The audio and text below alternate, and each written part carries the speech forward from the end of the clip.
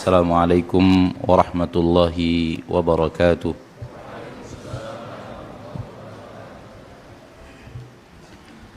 Innal hamdalillah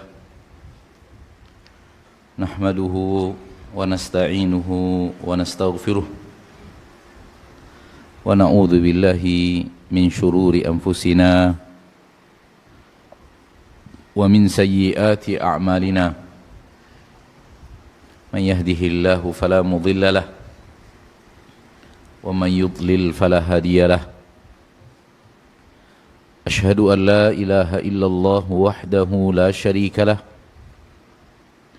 wa ashhadu anna Muhammadan abduhu wa rasuluh sallallahu alaihi wa ala alihi wa ashabihi wa man tabi'ahum bi ihsanin ila yaumiddin wa sallama tasliman katsira, amma ba'd. Saudaraku, saudariku, al-hadirin wal hadirat, wal musyahidin wal musyahidat, para pemirsa dimanapun anda berada, rahimani wa rahimakumullah. Mari kita bersyukur kepada Allah yang masih memberikan kesempatan kepada kita untuk menghambakan diri kita kepadanya dengan beraneka ragam ketaatan. Dan untuk itulah Allah menciptakan kita. Allah berfirman, "Wa ma khalaqtul jinna wal insa illa liya'budun." Tidaklah kuciptakan jin dan manusia kecuali agar mereka beribadah kepadaku. Beribadah kepada Allah saja dan tidak beribadah kepada selain Allah. Mengikhlaskan ketaatan kepada Allah sebagaimana firman Allah di dalam ayat lain, "Wa ma umiru illa liya'budullaha mukhlishina lahuddin."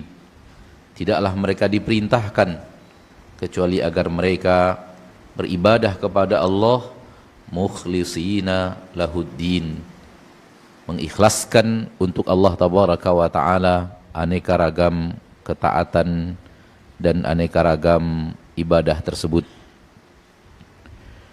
Oleh karena itu, mari kita bersyukur kepada Allah ketika Allah masih memberikan kesempatan kita dan memberikan hati kita yang tunduk, hati kita yang mau dibawa untuk taat kepada Allah. Ketahuilah, ini untuk hal yang sekarang ini, di zaman kita seperti yang zaman sekarang ini, adalah anugerah yang sangat besar. Manakala kita melihat mayoritas penduduk bumi, maka kita akan menyaksikan kata mereka yang menghitung bahwa jumlah yang tidak Islam lebih banyak daripada jumlah yang Islam. Maka kita masih dipilih oleh Allah di antara hamba-hambanya yang hidup di permukaan bumi sekarang menjadi hamba yang muslim. Karena kita tahu ketaatan kepada Allah tidak diterima kecuali menjadi seorang muslim. Barang siapa yang menghadap Allah dengan agama selain Islam, Allah tidak akan terima itu darinya. Dan Allah telah menegaskan dengan cukup tegas, "Wa may yabtaghi ghairal islami dinan falan yuqbala minhu wa huwa fil akhirati minal khasirin." Barang siapa yang mencari dan mengambil selain Islam sebagai agamanya, niscaya Allah tidak akan terima itu darinya. Wa huwa fil akhirati minal khasirin, dan dia di akhirat pasti menjadi orang yang merugi. Maksud orang yang merugi di sini adalah menjadi penduduk neraka kekal selama-lamanya. Na'udzubillahi tsumma na'udzubillahi min dzalik. Rasulullah SAW mengatakan, "Ma yasma'u bi ahadun min hadhil ummah yahudiyyun wala nasraniyyun thumma yamutu walam yu'min billadhi ursiltu bih illa kana min ashabin nar." Tidaklah ada seorang yang mendengar seruan dakwahku, Yahudi atau Nasrani, kemudian dia meninggal dan tidak beriman dengan apa yang aku bawa, maka di akhirat akan menjadi penduduk neraka. Ikhwani fiddin, setelah Allah menyelamatkan kita dari tidak muslim kepada muslim, ketahuilah bahwa di tengah umat Islam itu sendiri pun bervariasi. Sebahagian muslim akan tetapi tidak melaksanakan salat. Sebahagian muslim namun banyak sekali pelanggaran-pelanggaran syariat. Namun ketika Allah tabaraka wa ta'ala telah memberikan kepada kita ketundukan, kepatuhan kepada Allah dan Rasulnya, ini yang tadi ana katakan bahwa di zaman sekarang adalah sesuatu yang sangat mulia, sesuatu yang sangat luar biasa. Dengan banyaknya hal-hal yang memalingkan kita dari ketaatan. Di saat hati ini masih ingin taat, ingin menimba ilmu, ingin mempelajari agama Allah, ingin membangun ketaatan kepada Allah di atas ilmu, maka ini adalah sesuatu anugerah yang luar biasa dari Allah tabaraka wa ta'ala Rabbul Izzati wal Jalalah. Bahasan yang dimintakan kepada anak untuk membicarakannya pada kesempatan kali ini adalah tentang taklid buta. Sebelum kita berbicara tentang taklid buta, ada 3 poin penting yang ingin anak sampaikan.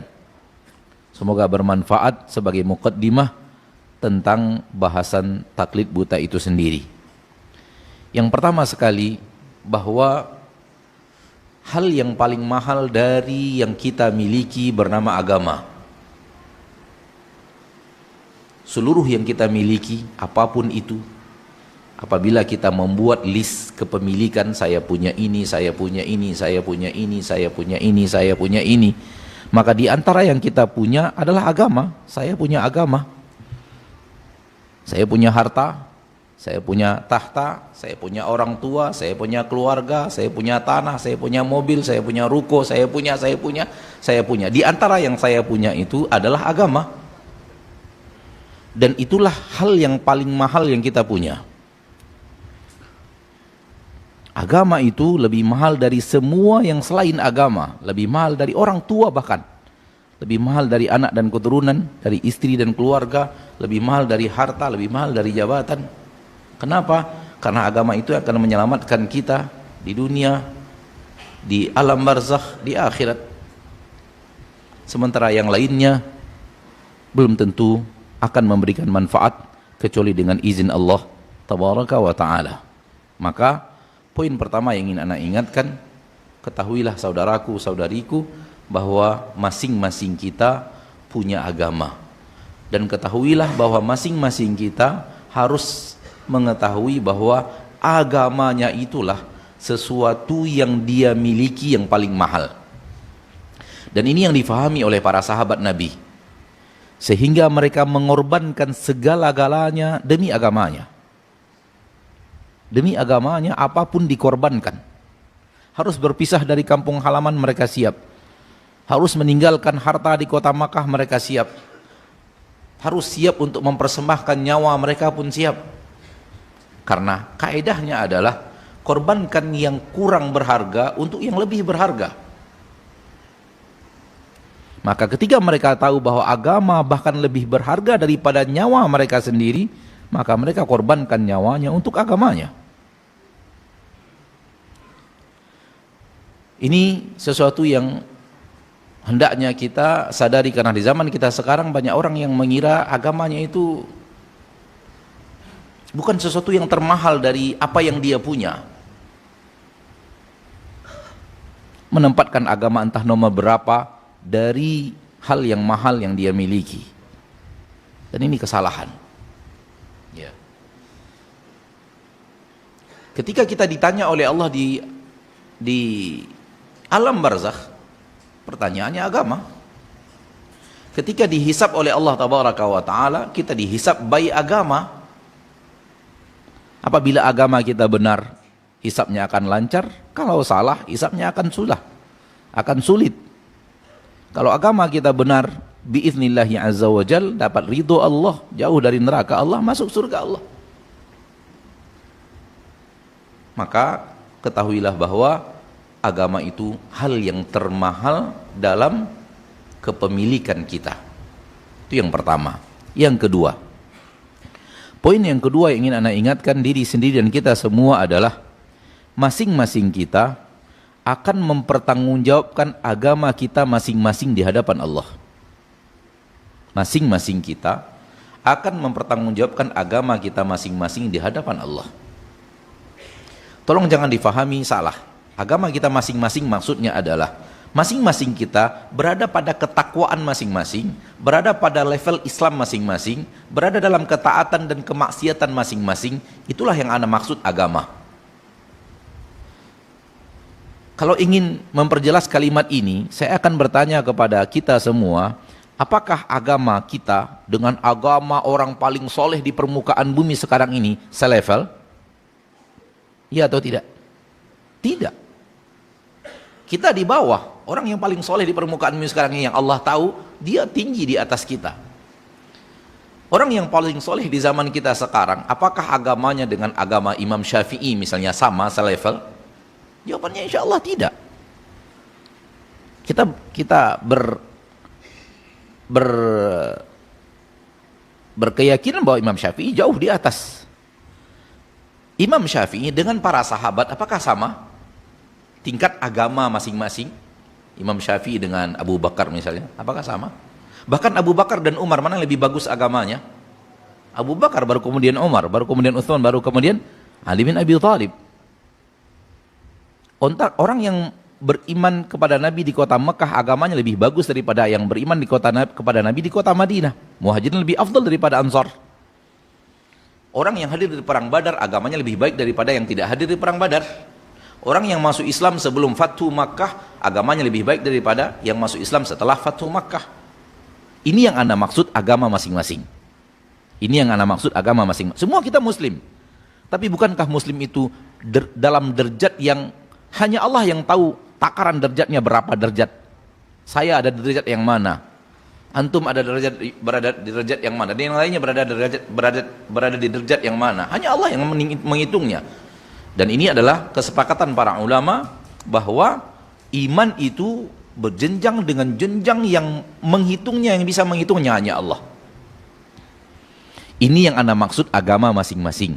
Ana dengan agama ana, Fulan dengan agamanya, Alan dengan agamanya, Saleh dengan agamanya, Muhammad di zaman kita bernama Muhammad dengan agamanya, Ahmad dengan agamanya, dan masing-masing kita akan dimintai pertanggungjawaban oleh Allah, akan ditanya tentang agama kita masing-masing. Dan kita tidak bertanggung jawab atas agama orang lain. Di akhirat, kita hanya bertanggung jawab dengan agama kita. Faham yang Anda maksud ini? Misalnya, kita punya saudara sekandung yang akan kita pertanggungjawabkan agama kita di hadapan Allah. Dia mempertanggungjawabkan agamanya. Kita dan ayah kita hanya akan mempertanggungjawabkan agama kita di hadapan Allah. Ayah kita mempertanggungjawabkan agamanya di hadapan Allah. Oleh karena itu, hisab di akhirat masing-masing. Hisab di akhirat masing-masing. Maju satu persatu menghadap Allah. Disitulah Allah Tabaraka wa Ta'ala akan bertanya. Disitulah Allah Tabaraka wa Ta'ala akan menghisab. Dan apa yang Allah hisab? Agama itu. Kalau kita sudah tahu itu haram, kenapa dikerjakan? Kenapa kalau kita sudah tahu itu wajib, kenapa ditinggalkan? Ketika kita sudah tahu itu tidak boleh untuk diterima, kenapa diterima? Pertanyaannya semua agama. Harta dari mana didapatkan? Halal atau haram? Pertanyaan agama. Kemana dibelanjakan? Halal atau haram? Pertanyaan agama. Ya atau tidak? Maka masing-masing kita akan bertanggung jawab di hadapan Allah, akan ditanya oleh Allah agama kita masing-masing. Sehingga di poin yang ketiga, Anda ingin mengatakan selamatkan agama kita masing-masing. Oleh karena itu Allah berfirman di dalam Al-Quran, ya ayyuhalladzina amanu qu anfusakum. Diri sendiri dulu dimulai oleh Allah dalam ayat ini, dalam surah At-Tahrim yang sangat masyhur itu. Qu anfusakum, baru kemudian wa ahlikum. Selamatkan diri kalian sendiri, agama kalian yang akan menyelamatkan kalian dari api neraka. Selamatkan agama itu agar kalian selamat dari neraka Allah Tabaraka wa Ta'ala. Diri kalian, kemudian keluarga kalian. Baru kemudian keluarga, diri sendiri, baru keluarga. Bahkan di dalam ayat yang lain, di dalam surah Al-Ma'idah, kalau Anda tidak salah, ayat 102. Coba kita lihat. Anda tidak begitu pasti nomor ayat, tapi dalam surah Al-Ma'idah.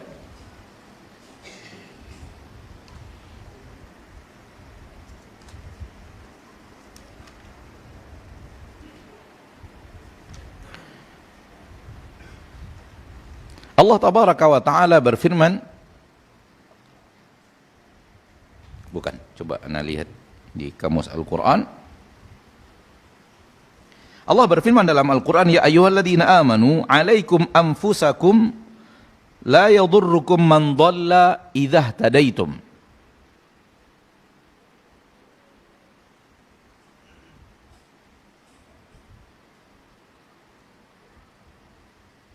Al-Maidah 105, bukan 102. Allah tabaraka wa ta'ala berfirman, hai orang-orang yang beriman, pedulikan diri kalian sendiri. Ya ayyuhalladzina amanu alaikum anfusakum. Hai orang-orang yang beriman, urus diri sendiri. La yadurrukum man dhalla idza ihtadaitum. Tidak akan memberikan mudarat kepada kalian siapapun yang tersesat dari jalan Allah asal kalian dapat hidayah. Di sini terdapat penekanan yang sangat tegas dari Allah tabaraka wa ta'ala, urus diri sendiri. Kenapa? Karena agama masing-masing dan akan dipertanggungjawabkan di hadapan Allah agama masing-masing. Bisa difahami? Nah, 3 poin ini sebagai muqaddimah, ma'asyiral muslimin wal muslimat rahimani wa rahimakumullah. Apabila kita mengerti posisi ini, maka kita akan berusaha menyelamatkan agama kita masing-masing. Di antara hal yang sangat-sangat wajib caranya untuk menyelamatkan agama adalah bangunlah agama itu benar-benar di atas ilmu. Bangunlah agama itu benar-benar di atas ilmu. Dan ilmu itu maksudnya adalah apa yang datang dari Allah di dalam Al-Quran dan apa yang datang dari Rasulullah sallallahu alaihi wasallam di dalam hadis-hadis beliau. Jangan biarkan agama kita dibangunnya tidak di atas pondasi ilmu. Karena ilmu, ma'asyiral muslimin, tentang agama ini semuanya telah diajarkan Allah tabaraka wa taala kepada Nabi kita tercinta Muhammad sallallahu alaihi wasallam, dan Nabi Muhammad sallallahu alaihi wasallam pun telah mengajarkan semua yang diperintahkan Allah untuk diajarkan kepada umatnya dan telah diajarkan oleh Nabi sallallahu alaihi wasallam. Dan Allah tabaraka wa taala merekomendasi bahwa semuanya telah diajarkan. Di dalam Al-Qur'an Allah berfirman, "Al-yauma akmaltu lakum dinakum." Hari ini aku sempurnakan untuk kalian agama kalian. Hal yang berhubungan dengan apakah ini halal, apakah ini haram, apakah ini jalan ke surga, ataukah ini jalan ke neraka, apakah ini boleh dikerjakan, tidak boleh dikerjakan, apakah ini sesuatu yang diridhoi oleh Allah atau dibenci oleh Allah, apapun yang kita tanyakan soal yang tadi ana sampaikan, di dalam agama kita ada jawabannya. Di dalam agama kita ada jawabannya, tak ada yang tersisa.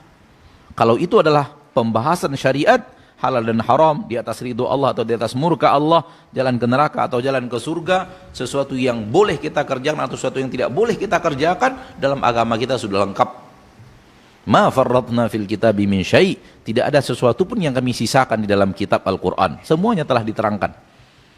Dan Rasulullah SAW telah bersabda, ma min amalin yuqarribukum ilal jannah illa waqad amartukum bih, wa ma min amalin yuqarribukum ilan nar illa waqad nahaitukum an. Tidak ada lagi amalan yang mendekatkan kalian ke surga melainkan semuanya telah kuajarkan dan kuperintahkan kalian untuk melakukannya. Dan tidak ada amalan yang mendekatkan kalian ke neraka melainkan semuanya telah kusampaikan dan aku larang kalian untuk mengerjakannya. Jadi agama ini sudah lengkap. Ilmu tentang agama ini sudah sempurna diajarkan. Saking sempurnanya dalam hadis yang sahih riwayat Imam Abu Daud dan Tirmidzi dari Irbad bin Sariyah radhiyallahu anhu wa ardahu, Rasulullah sallallahu alaihi wasallam mengatakan, taraktukum 'alal mahajjatil bayda, aku tinggalkan kalian di atas agama yang dia bagaikan sebuah jalan yang terang benderang. Semuanya jelas, semuanya telah disampaikan, semuanya telah disampaikan ilmunya. La yazighu anha illa halik, tidak ada yang melenceng dari jalan yang lurus ini, dari jalan yang terang benderang ini, kecuali orang yang akan mendapatkan kecelakaan dan kebinasaan. Melenceng dari jalan yang lurus, dari jalan Nabi kita tercinta Muhammad sallallahu alaihi wasallam. Maka menyelamatkan agama caranya adalah melakukan agama di atas ilmu, beragama di atas ilmu. Akhi fiddin, kalau kita kaitkan dengan apa yang kita katakan di poin pertama dari muqaddimah tadi, kalau itu hal yang paling berharga dari apa yang kita miliki, akankah kita melakukan agama itu tanpa ilmu? Seseorang yang berbisnis, akankah dia berbisnis tanpa ilmu? Seseorang yang akan membangun rumah, apakah dia akan membangun rumah tanpa ilmu? Sembarangan saja orang dia ditarik dari jalanan, tolong bangunkan untuk saya rumah. Atau sembarangan dia sendiri bangun rumah, tak tahu rumus membangun rumah, kemudian dia bangun rumah 2 lantai, 3 lantai. Nggak akan. Kalau dia tidak mampu, dia akan mencari orang yang berilmu untuk membangun untuknya rumah. Bahkan ketika mobil kita rusak, kita tidak akan cari sembarang bengkel, sembarang orang mengerjakan mobil kita. Kita cari orang yang benar-benar berilmu tentang ilmu mesin mobil. Pilih-pilih bengkel, cari orang yang mekaniknya handal. Kalau itu urusan dunia, kalau itu urusan harta, kalau itu urusan mobil, kalau itu urusan rumah, bagaimana urusan agama? Akankah agama kita biarkan saja sembarang orang ngurusnya, sembarang orang menyampaikannya kepada kita? Kita tidak cari orang yang benar-benar berilmu, orang-orang yang benar-benar mengerti, orang-orang yang benar-benar telah mendalami agama Allah, orang-orang yang telah belajar kitab-kitab hadis Nabi SAW dan Al-Quran dengan baik dan benar. Maka di sini ma'asyarul muslimin, ma'asyarul muslimat, sesuatu yang kita harusnya lakukan, yaitu jangan biarkan agama kita berdiri tidak di atas ilmu. Lalu taklid apa? Taklid membangun agama tidak di atas ilmu. Itu lawannya. Lawan daripada yang tadi, membangun agama tidak di atas ilmu. Itu namanya taklid. Main contoh saja, tak tahu ilmunya. Apakah ini benar dari Rasul? Apakah ini benar sesuatu yang diridhoi Allah? Apakah ini benar sesuatu yang diizinkan Allah untuk kerjakan, untuk kita kerjakan? Apakah begini Rasulullah SAW mengajarkannya kepada kita untuk kita kerjakan? Tak tahu sama sekali, cuman melihat orang seperti itu lalu kita lakukan. Itu dia taklid a'ma, taklid buta. Membangun agama tidak di atas ilmu. Allah tabaraka wa taala berfirman di dalam Al-Qur'an, "Wala taqfu ma laisa laka bi'ilm." Jangan kamu ikuti sesuatu yang kau tidak ada ilmunya. Engkau tidak mengerti ilmunya, tidak sampai kepadamu hujjah dari Allah dan Rasulnya tentang suatu perkara, jangan ikuti. Ini dia larangan Allah tabaraka wa ta'ala dalam Al-Quran surah Al-Isra untuk mengikuti sesuatu tentang agama Allah tanpa kita ketahui ada ilmunya. Dan ilmu yang dimaksud adalah apa yang telah Allah sampaikan kepada nabinya dan apa yang telah Nabi sampaikan kepada kita umatnya.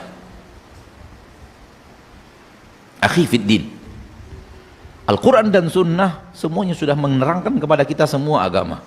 Semua yang ada dalam agama ini sudah ada keterangan dalam Al-Quran dan Sunnah, dan Rasul tidak wafat kecuali agama telah sempurna seperti yang tadi kita katakan. Kalau kita ingin mencari sesuatu tentang agama, pasti di dalam Al-Quran dan Sunnah ada jawabannya. Pasti dalam Al-Quran dan Sunnah ada jawabannya. Maka carilah jawabannya di dalam Al-Quran dan Sunnah sebelum mengamalkan. Bertanya kepada ahli ilmu ketika kita tidak tahu. Allah berfirman dalam Al-Quran surah Al-Anbiya, "Fas'alu ahla dzikri in kuntum la ta'lamun." Tanya orang yang mengerti agama. Agama ini apa maksudnya? Agama yang mana? Semua orang punya agama. Agama yang mana? Ahlu dzikri di sini. Ahlu dzikri di sini adalah lihat ayat sebelumnya. Lafaz ayat sebelum fas'alu ahla dzikri. Allah tabaraka wa ta'ala berfirman, "Wa ma arsalna min qablika illa rijalan nuhi ilaihim." Tidak kami utus kepada seorang rasul sebelum engkau, melainkan kami wahyukan kepadanya. Itulah agama. Agama yang sesuai dengan wahyu. Agama yang sesuai dengan apa yang Allah turunkan. Bukan agama yang dia adalah sesuatu yang tidak berlandaskan kepada wahyu datang dari Allah tabaraka wa ta'ala. Dan apa yang datang dari Allah tabaraka wa ta'ala ada dua, ada di dalam Al-Quran, ada di dalam hadis-hadis Nabi kita tercinta Muhammad sallallahu alaihi wasallam. Yang dikhawatirkan adalah agama kita rusak dan kita tidak merasakan. Agama kita rusak dan kita tidak merasakan. Kita merasa masih beragama, kata mengikuti agama apa yang kita lihat. Agama apa yang kita lihat. Lihat, ikuti, lihat, ikuti. Begitu kita melihat, lalu kita ikuti. Dan rata-rata taklid buta itu kepada orang tua. Itu yang mayoritas. Taklid buta itu kepada orang tua. Sehingga di dalam Al-Quranul Karim banyak sekali Allah berbicara tentang taklid butanya orang-orang kepada orang tuanya, kepada nenek moyangnya. Nabi Nuh ketika mendakwahi kaumnya, maka kaumnya taklid kepada nenek moyang mereka dengan mengatakan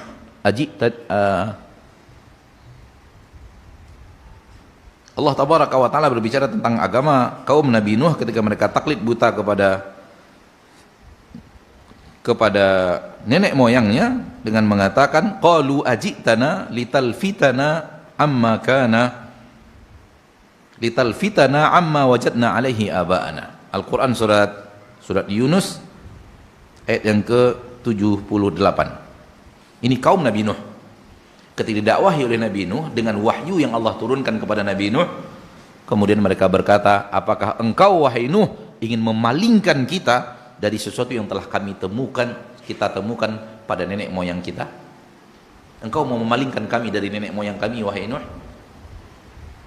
Apa yang disampaikan Nabi Nuh kepada kaumnya adalah ilmu, dan kaumnya tidak menerima ilmu yang datang dari wahyu, lalu kemudian berdalih dengan kebiasaan yang ada pada ayah ibu dan nenek moyang mereka, dan menuding Nabi Nuh ingin merubah-rubah apa yang telah mereka terima dari nenek moyang mereka. Di dalam surat Asy-Syu'ara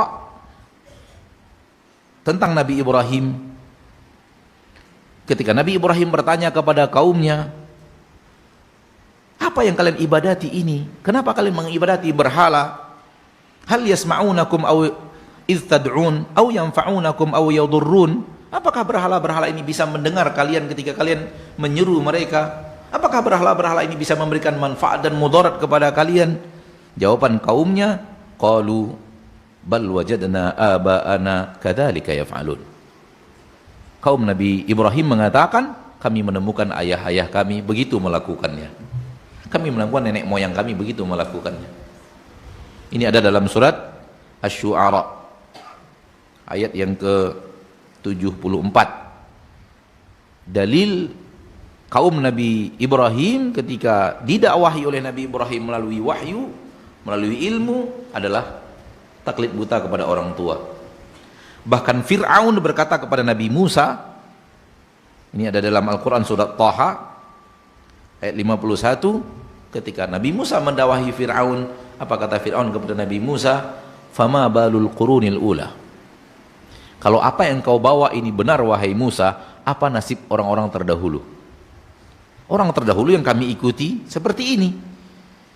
Kalau engkau merasa bahwa apa yang kau bawa itu benar wahai Musa, lalu apa nasib orang tua kami yang dulu yang tidak bertemu dengan dirimu? Maka mereka tidak berani, tidak mau mengikuti Nabi Musa alaihi salam, karena mereka berpegang teguh dengan agama Qurunil ula, generasi-generasi yang pendahulu mereka. Dan hal yang sama ketika Nabi Muhammad SAW berdakwah kepada orang Quraisy mengatakan, bal nattabi'u ma alfaina alaihi aba'ana. Kami hanya akan mengikuti apa yang telah kami dapatkan dari ayah-ayah kami, orang tua kami, nenek moyang kami, kakek dan nenek kami. Kami tidak akan ikut kamu wahai Muhammad.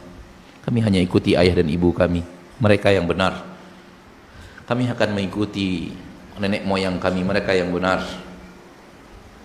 Maka ini yang paling banyak, taklid kepada ayah dan ibu. Dan apabila kita melihat kenapa orang Yahudi menjadi Yahudi, kenapa orang Nasrani menjadi Nasrani, kenapa orang Majusi menjadi Majusi, kenapa penyembah matahari menjadi penyembah matahari, kenapa penyembah sapi menjadi penyembah sapi, karena itu yang didiktekan oleh orang tua mereka kepada mereka, dan itu mereka yakini. Ma'asyiral muslimin, ma'asyiral muslimat, rahimani wa rahimakumullah. Allah punya cara dan Allah maha bisa segala sesuatu untuk menyampaikan kebenaran kepada masing-masing kita. Karena memang Allah tabaraka wa ta'ala mengutus para nabi dan para rasul untuk menyampaikan hujjah ilmu itu kepada manusia. Dan setelah Nabi Muhammad SAW wafat, maka Allah tabaraka wa ta'ala mewariskan ilmu itu kepada para ulama kepada murid-murid para ulama, murid-murid para ulama kepada orang yang mau mendengarkannya. Dan sekarang ini media telah dimudahkan oleh Allah tabaraka wa ta'ala, sehingga hujjah yang ada ilmunya datang dari Allah, datang dari Rasulullah SAW dengan mudah menyebar. Alhamdulillah, Allahumma lakal hamd. Agar kemudian manusia sampai kepada mereka hujjah Allah. Karena diutusnya para nabi dan para rasul agar sampai kepada manusia kebenaran, dan di akhirat mereka tidak punya alasan kami tidak tahu, kami tidak mengerti, kami tidak faham. Kenapa? Allah telah sampaikan kepada mereka kebenaran itu. Dan kalau tidak sampai kepada seseorang kebenaran, lalu dia salah dalam memahami kebenaran itu, memang tidak sampai kepadanya, maka Allah tidak akan azab dia. Wa ma kunna mu'adzibina hatta nab'atsa rasula. Kami tidak akan azab sampai kami utus kepada mereka rasul. Kami tidak akan azab sampai kami sampaikan kepada mereka risalah para nabi dan para rasul. Maka orang yang benar-benar tidak tahu, ada kemungkinan dia tinggal di hutan belantara sehingga tidak sampai kepadanya agama Islam. Atau memang dia hidup bersama kaum muslimin namun dalam kondisi yang memang tidak bisa memahami kebenaran. Sebagaimana yang kita ketahui, sebagian kaum muslimin lahir dengan kondisi tidak bisa memahami apa yang ada di sekitarnya, maka dia tidak sampai kepadanya hujjah. Kalau dia kemudian berbuat salah, maka orang ini punya hal yang hukum khusus. Kata para ulama, mereka akan mendapatkan ujian di akhirat. Orang yang tidak mendapatkan hujjah kebenaran di dunia, ujian untuk mereka bukan di dunia. Ini pengecualian, di akhirat ada amal khusus untuk orang-orang yang memang di dunia tidak dapat hujjah, tidak sampai kepadanya kebenaran. Dan ini sering ditanyakan kepada kita oleh sebagian kaum muslimin, Ustadz, bagaimana orang yang hidup di pedalaman jauh sana tidak sampai kepadanya agama Islam, atau bagaimana orang yang hidup seperti di zaman kita, dari awal lahir autis misalnya, tidak bisa berkomunikasi dengan manusia, dia punya alam sendiri, dia tidak bisa mendengarkan apa yang kita katakan, tidak bisa memahami apa yang kita sampaikan, dia seolah hidup di alam sendiri. Maka kita katakan Allah tidak akan azab hambanya sampai Allah menegakkan hujjah kepada hamba itu. Maka ini urusan Allah, bukan urusan kita. Bagaimana Allah akan memperlakukan mereka di akhirat, akan ada ujian tersendiri kata para ulama di akhirat untuk jenis seperti ini. Namun kita tidak. Kita yang sudah sampai kepada kita Al-Quran, kita yang sudah sampai kepada kita hadis-hadis Nabi SAW, kita telah sampai kepada kita hujjah. Dan terkadang taklid a'ma, taklid buta membuat manusia tahu sudah hujjah tapi tak mau mengikuti hujjah. Tahu sudah ini yang benar, namun dikarenakan ayah mereka tidak seperti itu, namun sayang, saya harus mengikuti ayah saya. Misalnya, orang tua kita wajib kita hormati, akan tetapi kalau kita tahu kebenaran, tidak berpihak kepada apa yang mereka ajarkan, kewajiban kita adalah kepada kebenaran. Oleh karena itu ana muqaddimah tadi bahwa masing-masing kita bertanggung jawab di hadapan Allah agama kita masing-masing.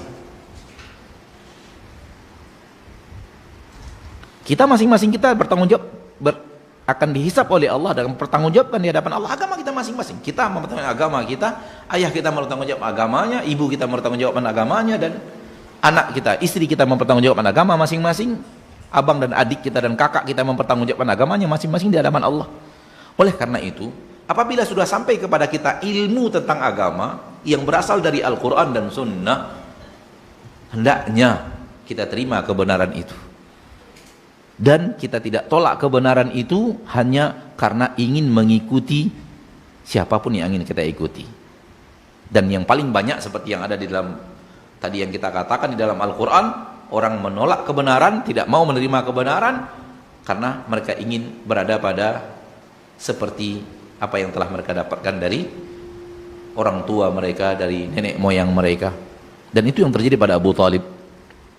Abu Talib tahu kebenaran dakwah Nabi Muhammad sallallahu alaihi wasallam, tahu persis. Oleh karena itu di akhir hayat beliau, Nabi sallallahu alaihi wasallam mengatakan kepada Abu Talib, "Ya am, qul la ilaha illallah. Kalimatan uhajju laka biha indallah." Wahai pamanku, ucapkan. Nabi SAW tahu bahwa pamannya Abu Talib sudah yakin kebenaran dakwahnya, karena buktinya sudah terlalu banyak. Bukti kebenaran dakwah Nabi Muhammad itu sudah terlalu banyak, dan Abu Talib paling tahu. Belum lagi orang-orang Quraisy tahu kemuliaan Nabi Muhammad SAW. Pendeta di Buhairah sudah mengatakan, keponakanmu ini orang luar biasa, jangan bawa dia ke Syam, nanti orang Yahudi akan akan hasad kepadanya, dia akan dicelakai nanti orang-orang Yahudi, balik ke kota Mekah sana. Itu Nabi masih kecil, belum apa-apanya. Dan Nabi Abu Talib tahu persis bagaimana kejujuran Nabi kita tercinta Muhammad sallallahu alaihi wasallam, tidak pernah berdusta sedikit pun. Dan Abu Talib tahu persis bahwa Nabi Muhammad SAW benar-benar utusan Allah tabaraka wa ta'ala, akan tetapi dia belum mau mengucapkan asyhadu an la ilaha illallah wa asyhadu anna Muhammadan Rasulullah. Dan amal Abu Talib benar-benar membela dakwah Nabi. Saya selalu mengatakan, pembelaan kita terhadap dakwah Nabi SAW mungkin dibandingkan pembelaan Abu Talib belum ada apa-apanya. Pembelaan kita terhadap agama Nabi kita tercinta, atau dakwah yang sesuai dengan apa yang diajarkan oleh Nabi kita tercinta, mungkin tidak ada apa-apanya dibanding pembelaan Abu Talib terhadap dakwah Nabi Muhammad sallallahu alaihi wasallam. Tinggal belum diucapkan, hati sudah meyakini, amal sudah ada, belum mengucapkan. Oleh karena itu Nabi SAW mengatakan kepada pamannya, "Ya am, qul la ilaha illallah." Wahai pamanku, ucapkan la ilaha illallah. Hatimu sudah ada keyakinan, amalmu sudah luar biasa, tapi engkau belum juga apa? Mau mengucapkannya. Namun di samping Abu Talib ada Abu Jahal. Dan ada Abdullah bin Abi Umayyah bin Mughirah. Mengatakan kepada Abu Talib setelah Nabi mengucapkan kalimat itu, Abu Jahal dan kawannya mengatakan, "Hai Abu Talib, atarghabu an millati Abdul Muttalib? Kamu sudah benci agama ayahmu Abdul Muttalib?" Nabi mengulang lagi, mereka mengulang lagi, Nabi mengulang lagi, mereka mengulang lagi. Sampai akhirnya Abu Talib mengatakan, dan itu kalimat terakhir yang keluar dari lisannya, dia yaitu Abu Talib di atas agama ayahnya. Tetap di atas agama ayahnya. Dan ini contoh yang paling jelas tentang orang yang tidak mau berpisah dari apa yang dia terima dari ayahnya. Dan hujjah dalam bab ini, ma'asyiral muslimin, adalah agama ayah untuk ayah, dan ayah akan bertanggung jawab di hadapan Allah. Agama kita untuk kita, dan kita akan bertanggung jawab di hadapan Allah tabaraka wa taala. Tidak wajib apa yang ada pada ayah kita. Kalau kita tahu ada kesalahan, harus kita ikuti. Memuliakan orang tua, na'am, wajib. Akan tetapi setelah kita tahu apa yang kita dapatkan dari ayah kita, ada sebahagiannya yang tidak sesuai dengan sunnah Nabi SAW, maka kewajiban kita adalah mengikuti kebenaran yang datang dan tidak menolak kebenaran itu, dan tidak mau mengamalkan kebenaran itu hanya karena ingin sama dengan ayah kita.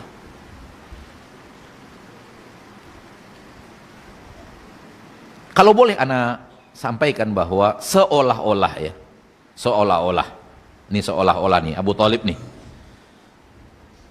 tidak ada nasnya, ini hanya dari ana, seolah-olah kalau saya beriman dengan agama Muhammad, saya harus meyakini ayah saya ke neraka untuk selama-lamanya, karena tidak wafat di atas Islam. Seolah-olah begitu. Wallahu alam, entah apa yang dikatakan iblis kepada Abu Talib dan pasukannya, apa yang dikatakan iblis dan pasukannya kepada, sampai seolah-olah begitu, sehingga kebenaran yang benar-benar nyata di depan matanya tidak dia ikuti. Dan ini juga mungkin hujah yang masuk kepada sebahagian kaum muslimin yang memang telah sampai kepadanya ini yang datang dari Allah, ini yang datang dari Rasulullah SAW. Ia mengatakan, enggak, sudah cukup bagi saya apa yang saya dapat dari ayah saya. Akhi fiddin, poin terakhir sebelum kita berhenti untuk azan sholat dan insya Allah nanti setelah sholat melanjutkan materi ini dan tanya jawab. Akhi fiddin, dalam urusan dunia setiap orang tua ingin anaknya lebih hebat daripada dia.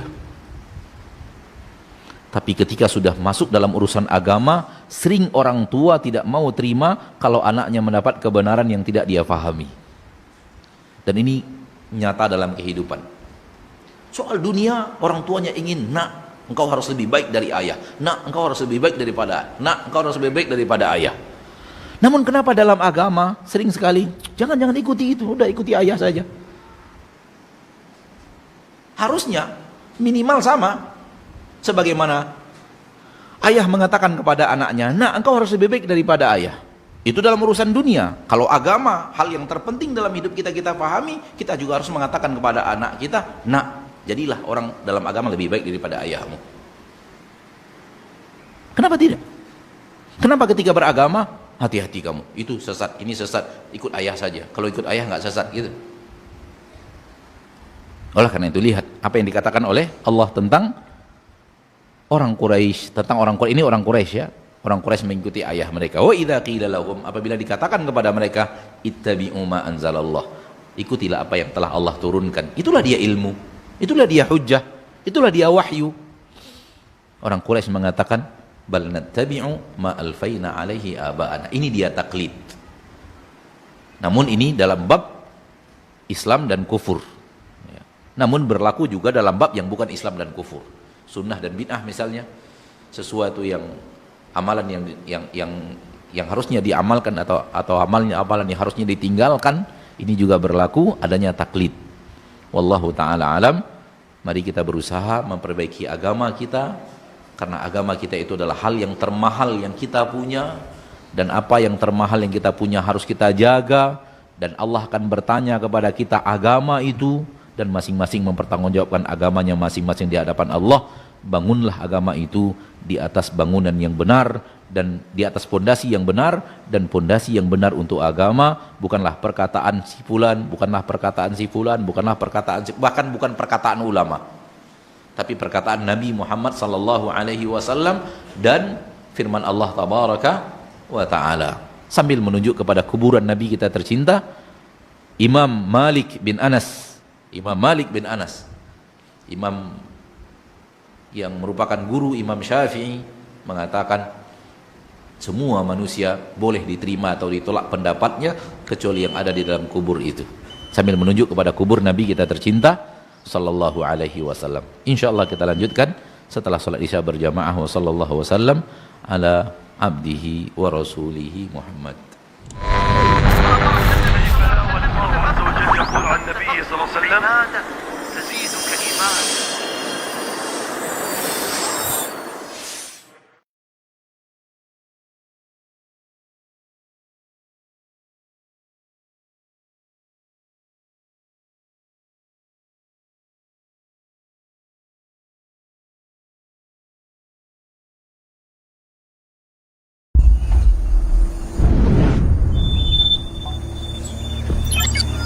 Bismillah, Assalamualaikum warahmatullahi wabarakatuh.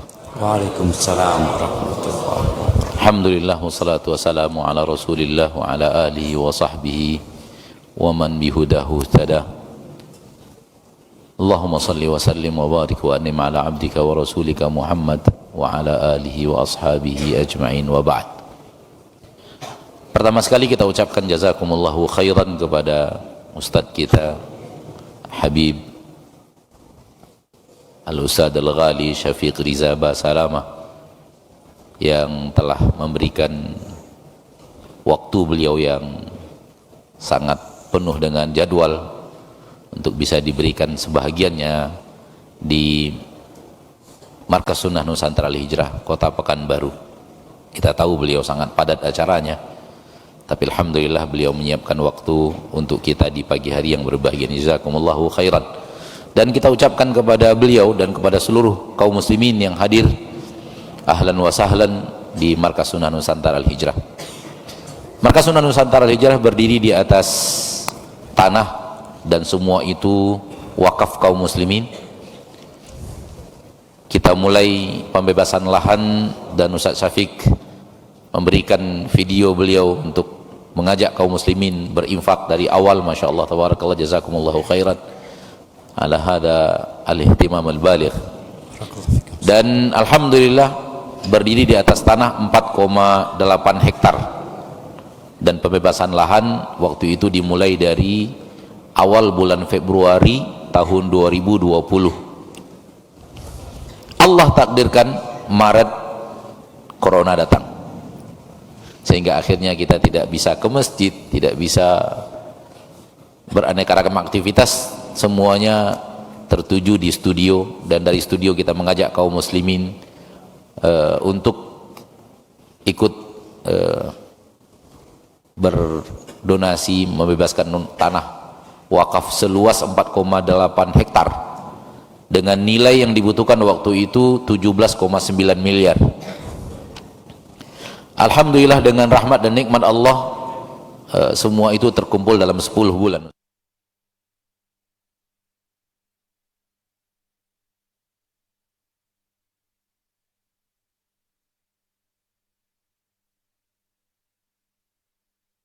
Masya Allah. Allahumma lakal hamd. Semua itu taufik dari Allah dan kemudahan yang Allah berikan. Dan hampir rata-rata seluruh usaha pada saat pandemi turun, kecuali usaha membangun rumah di surga. Usaha membangun rumah di surga malah waktu itu grafiknya malah naik. Kayaknya Allah. karena mereka jadi ingat akhirat semua waktu Bisa jadi mungkin, wallahu a'lam. Ya, intinya adalah Allah gerakkan, mungkin persiapan akhirat juga mungkin ya Ustaz ya. Anak tidak sampai ke situ waktu itu malah. Alhamdulillah.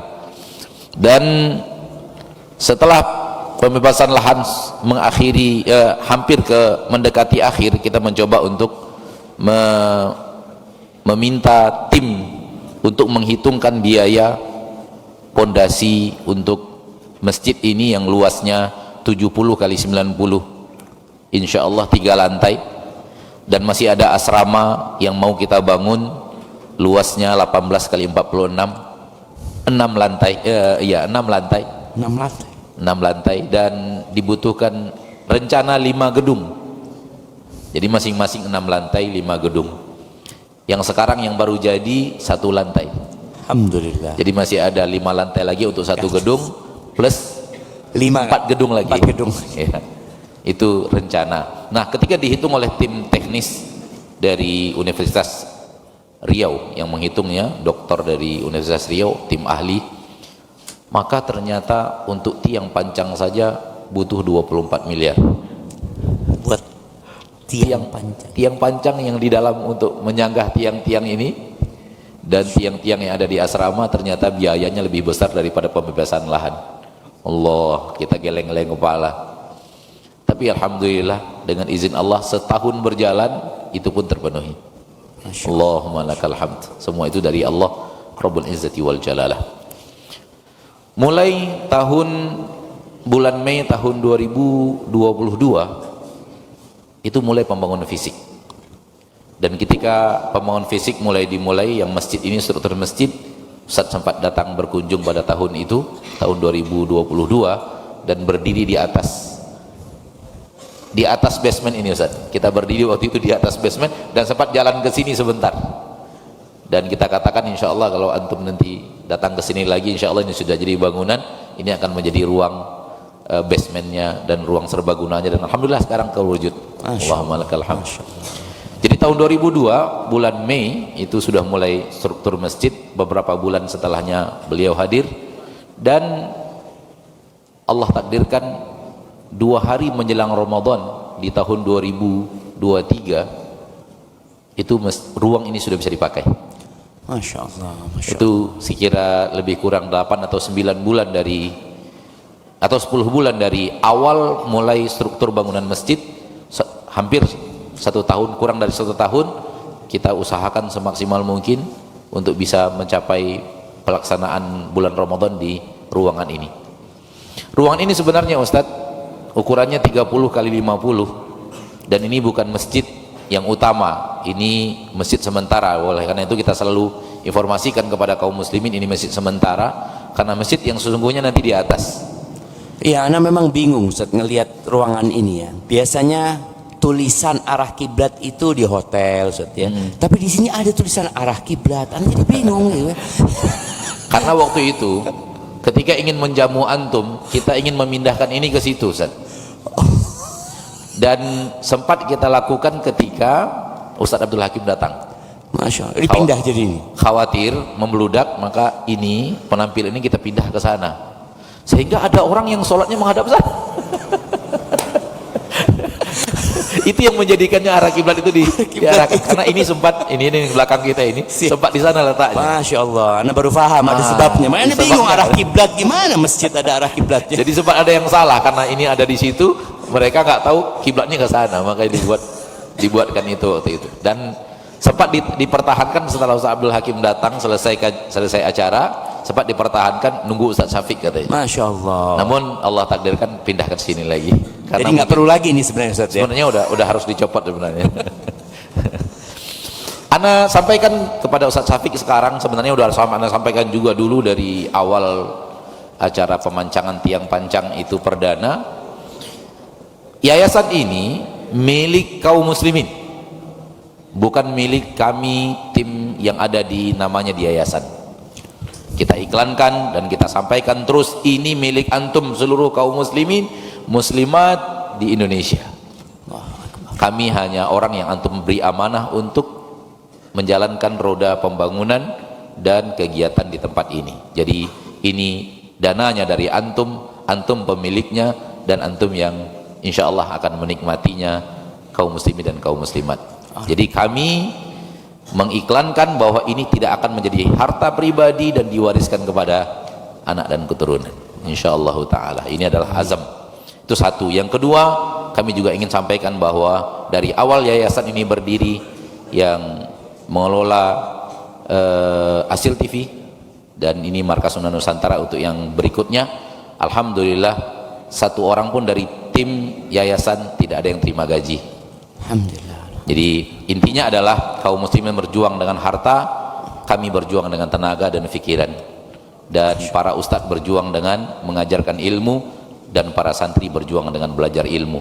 Mudah-mudahan perjuangan demi perjuangan ini insyaallah ta'ala mudah-mudahan mendapatkan ridho dan berkah dari Allah untuk beredarnya dan menyebarnya dakwah sunnah di Nusantara yang kita cintai ini. Barakallahu. Ustaz, tadi terputus cerita 2003 Ramadan awal dipakai. Nah, iya, kegiatan apa saja yang dimulai setelah itu, Ustaz? jadi setelah Ramadan datang, yang jelas kita kejarkan target Ramadan, dan dalam kondisi yang seadanya. Ketika hujan turun itu air ngalir dari situ, Ustaz. Dari tiang itu ngalir air, sehingga agak terbentuk seperti kolam kecil di bagian belakang sana. Karena memang di atas belum ada penutupnya, sehingga betul-betul hujan datang sehingga air, intinya sangat ala kadar keadaan seperti itu. Setelah Ramadan selesai dengan kegiatan Ramadan, bahkan sudah mulai etikaf juga ketika itu, mulai kita buat kajian subuh. Masya Allah. Ada juga kajian duha. Kajian subuh ada 3 kali dalam sepekan, kajian duha 1 kali dalam sepekan, dan kajian ba'da maghrib 2 kali dalam sepekan. Jadi masjid sudah aktif? Sudah aktif. Oh, 5 waktu, 5 waktu sholat. 5 waktu kajian berjalan. Dan dari 2022 Ramadan, kemudian 1 Oktober Ramadan kita itu kalau tidak salah April ya, April atau Maret atau April akhir, pertengahan Maret kalau tidak salah. Itu awal Oktober santri masuk. Masya Allah. Di tahun yang sama. Berarti asrama udah jadi? Asrama satu lantai struktur sudah jadi, kamar baru setengah lantai. Jadi strukturnya 1 lantai jadi, ana minta tolong segerakan siapkan sayap kanan dulu. Disiapkan sayap kanan, sayap kirinya dipasang itu apa namanya? Pembatas supaya santri tidak masuk. Ini penuh debu ini yang sebelah kiri. Jadi yang sayap kanan ada 4 kamar sudah disegerakan untuk selesai 1 Oktober.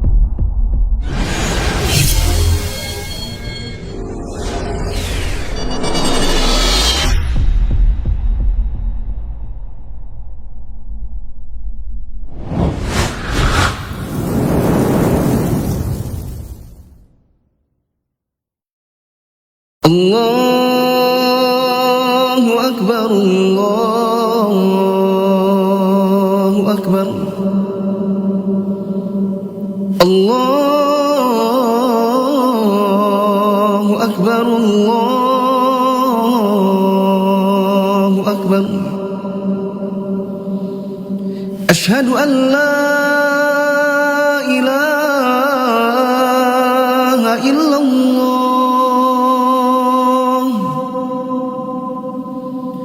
Asyhadu an la ilaha illallah. Asyhadu anna Muhammadar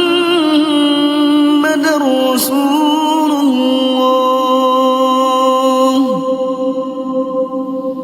Asyhadu anna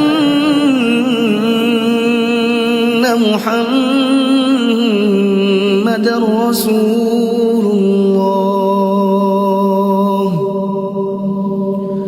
Hayya 'alas salah,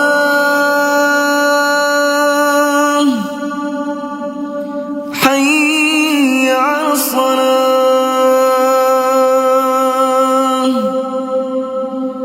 hayya 'alal falah,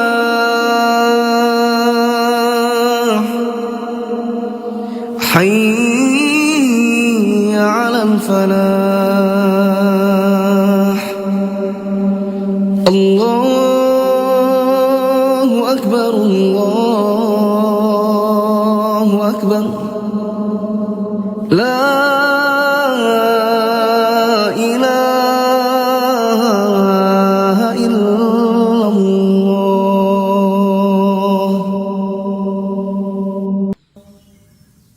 اللهم صل على محمد وعلى آل محمد كما صليت على آل إبراهيم إنك حميد مجيد. اللهم بارك على محمد وعلى آل محمد كما باركت على آل إبراهيم إنك حميد مجيد.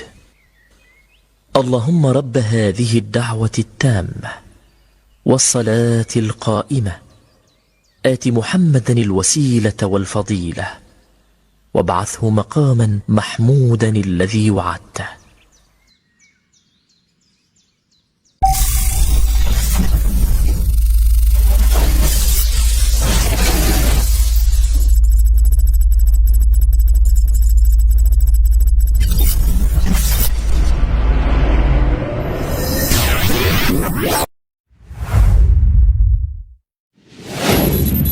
Assalamualaikum warahmatullahi wabarakatuh. Saudara-saudariku, para pemirsa Hasil TV dimanapun Anda berada, rahimani wa rahimakumullah.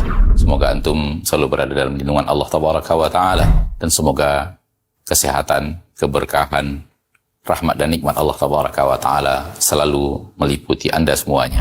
Ma'asyiral muslimin, ma'asyiral muslimat, dakwah merupakan sebuah tugas bersama dari umat Nabi kita tercinta Muhammad sallallahu alaihi wasallam. Allah Tabaraka wa Ta'ala menyuruh kita untuk meninggikan agama Allah Tabaraka wa Ta'ala dengan kemampuan yang kita miliki. Yang mampu dengan ilmunya, berdakwah dengan ilmunya. Yang mampu dengan tenaganya, berdakwah dengan tenaganya. Yang mampu menyumbangkan waktunya. Demikian juga yang mampu dengan hartanya, maka berdakwah dengan harta itu. Saudara-saudariku, para pemirsa Hasil TV dimanapun Anda berada, pada kesempatan yang berbahagia ini, saya mengajak Anda, pemirsa Hasil TV dimanapun berada, para pencinta Hasil TV dimanapun berada, untuk meringankan beban operasional yang dibutuhkan oleh Hasil TV di dalam mengemban suara dakwah yang agung ini. Mari infakkan sebahagian daripada yang Allah Tabaraka wa Ta'ala mudahkan kepada kita, dari apa yang Allah rezekikan kepada kita, guna kepentingan syiar dakwah melalui media-media, di antaranya adalah Hasil TV. Melalui Hasil TV, sangat banyak saudara-saudari kita kaum muslimin dan muslimat yang bisa mendapatkan dakwah di bumi yang sangat jauh, di negeri yang sangat terpencil. Bahkan tidak sedikit dari mereka yang mendapatkan hidayah kepada sunnah Rasulullah SAW melalui media Hasil TV yang kita cintai. Semoga apa yang antum berikan merupakan pembuka kebaikan, merupakan pembuka hidayah bagi saudara-saudari antum menuju jalan yang sesuai dengan sunnah Nabi kita tercinta SAW, sehingga di akhirat mendapatkan pahala bagaikan seorang yang di tangannya Allah Tabaraka wa Ta'ala bukakan hidayah kepada seseorang, seperti yang dikatakan Nabi kita tercinta SAW, la iyahdiyallahu bika rajulan wahidan khairun laka min humurin na'am. Sekiranya satu orang mendapatkan hidayah melalui dirimu, melalui usahamu, melalui apa yang telah engkau berikan, melalui apa yang telah engkau dakwahkan, maka itu lebih baik daripada unta merah. Sebagian para ulama mengatakan lebih baik daripada dunia dan perhiasannya. Sallallahu wasallam wa baraka wa an'am ala abdihi wa rasulihi Muhammad. Walhamdulillahi rabbil alamin. Assalamualaikum warahmatullahi wabarakatuh.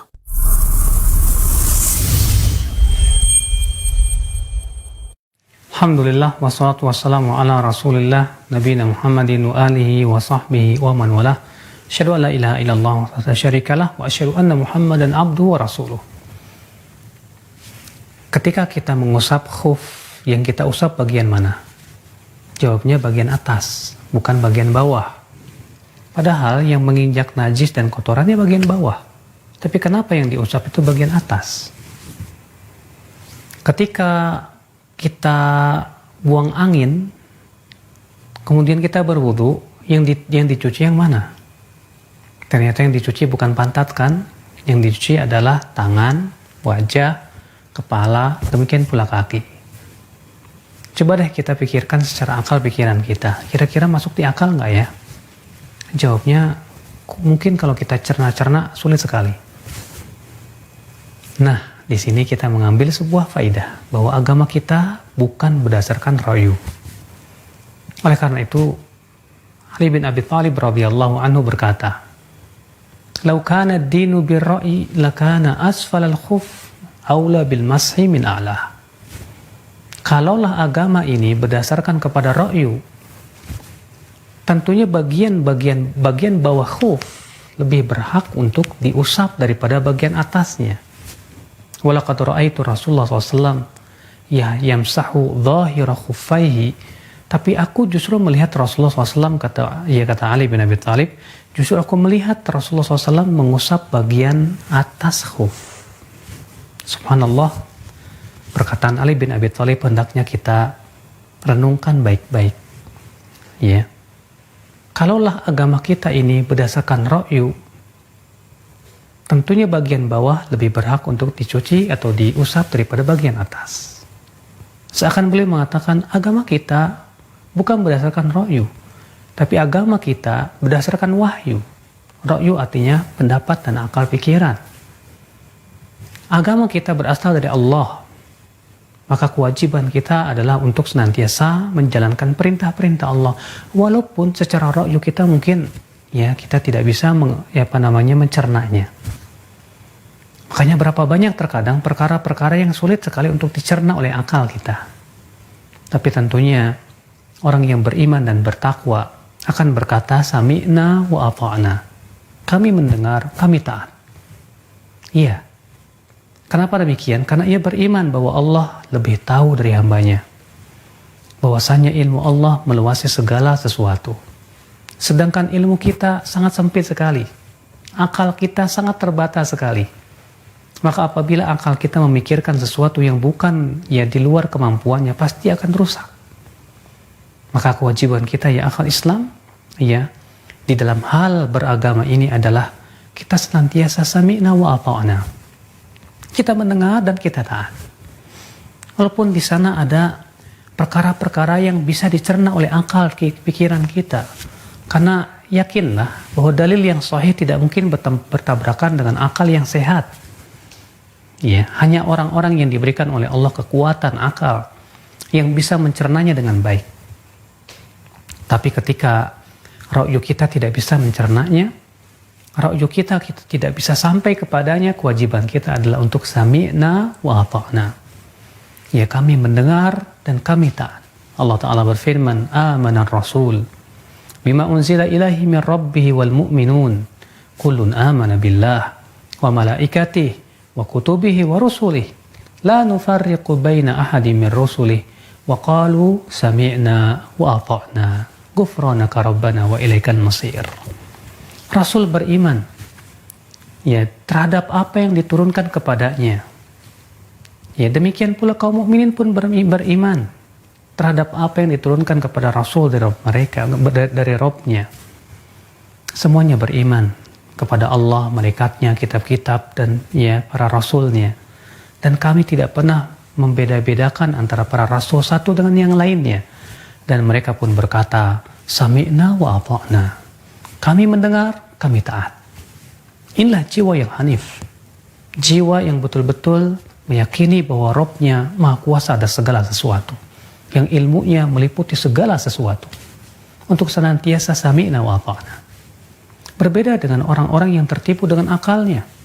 Dia merasa bahwasanya akalnya itu meliputi segala sesuatu, sehingga akhirnya dia tolak wahyu dengan alasan katanya tidak masuk di akalnya. Dia tolak dalil dari Al-Quran dan hadis dengan alasan katanya tidak masuk secara logikanya.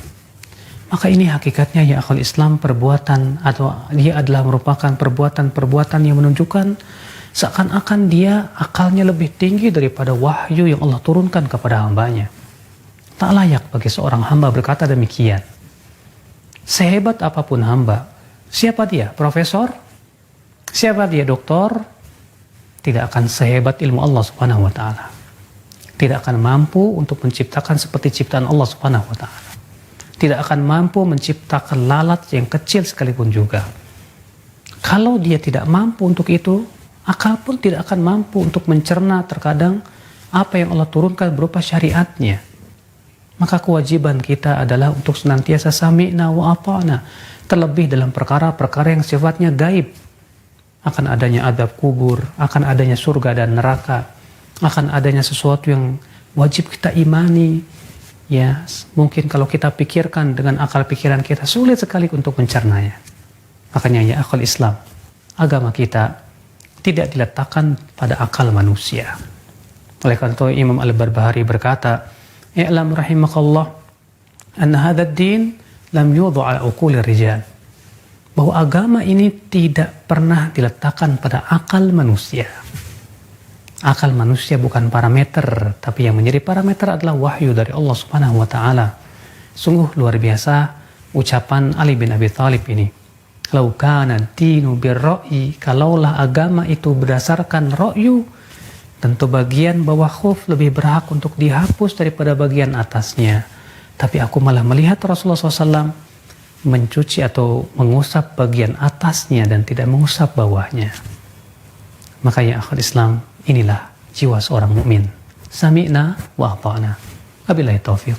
Subhanakallah bihamdik. Asyhadu an la ilaha illa anta astaghfiruka wa atubu ilaik. Assalamualaikum warahmatullahi wabarakatuh. Bismillahirrahmanirrahim. Assalamualaikum warahmatullahi wabarakatuh. Alhamdulillahirabbil alamin. Wa sallallahu wasallam wa baraka ala abdihi wa rasulih Muhammadin wa ala alihi wa sahbihi ajma'in, amma ba'du. Tubuh kita ini, jasad kita ini, seindah apapun juga, dia akan binasa. Kemudian akan ditanam di dalam tanah ini. Dia akan hancur, menjadi tulang belulang.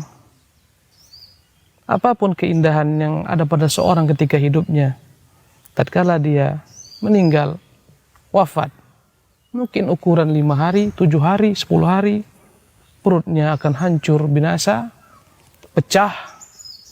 Kemudian apapun yang dalam tubuhnya akan segera hancur, binasa.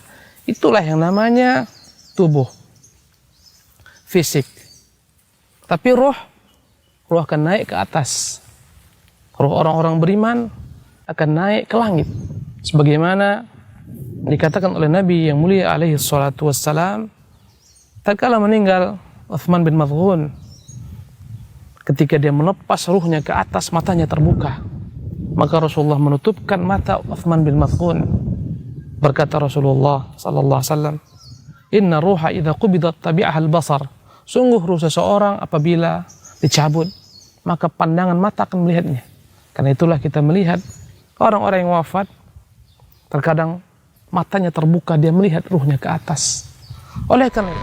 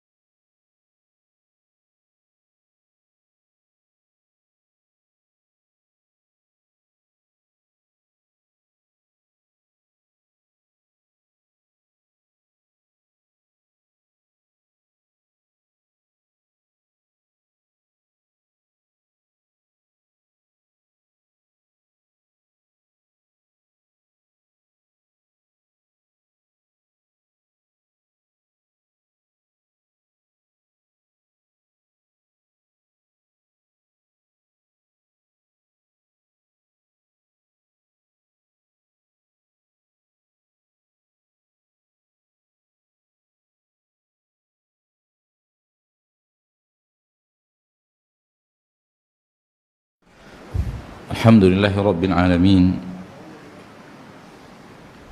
Wassalatu wassalamu ala ashrafil anbiya'i wal mursalin nabiyyina wa habibina wa sayyidina Muhammadin wa ala alihi wa ashabihi wa man tabi'ahum bi ihsanin ila yaumiddin, amma ba'd. Tadi sudah kita sebutkan di dalam surah Al-Isra dan kita ulang di awal setelah sholat isya ini. Allah berfirman di dalam surah Al-Isra ayat yang ke-36, wala taqfu ma laysa laka bihi ilm, jangan engkau mengikuti apa yang engkau tidak punya ilmu tentangnya. Inna sam'a wal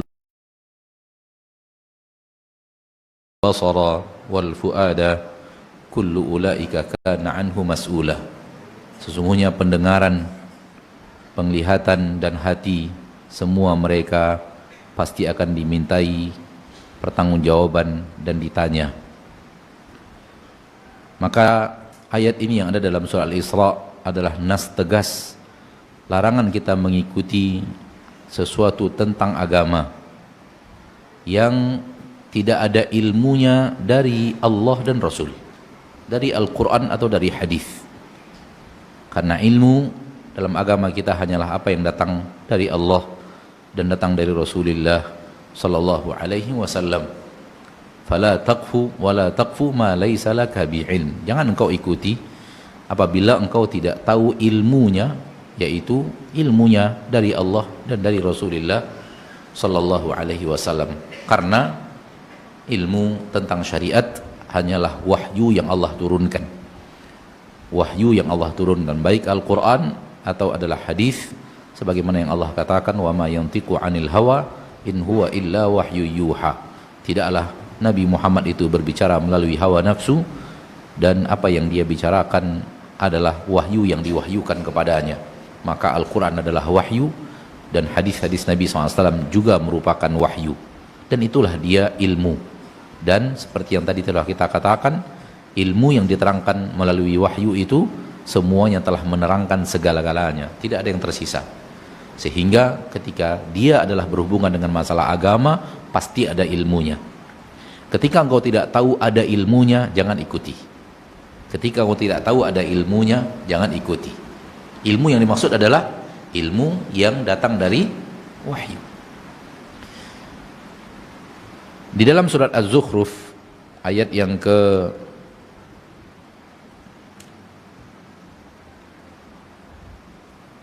23,